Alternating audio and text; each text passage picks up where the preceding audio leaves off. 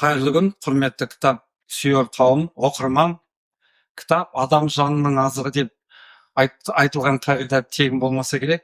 Сондықтан қазақ болам десең, Мұхтар Әуезовтің Абай жолы романын, ал қазақ анасының, қазақ әйелінің жүріп өткен жолын білгіңіз келсе, Ғабит Мүсіреповтің Ұлпанын оқу керек деген қанатты сөзге мен де қосыламын. Осыған орай ұлттық кітап күніне байланысты қазақ классиктерінің осы шығармаларын оқуды ұсынамыз. Әрине, Ғабит Мүсіреповтің Ұлпан шығармасы Абай жолы романындағы қазақ тарихының, қазақтың жүріп өткен жолын, оның барлық салт дәстүрін бізге паш ететін үлкен шығарма.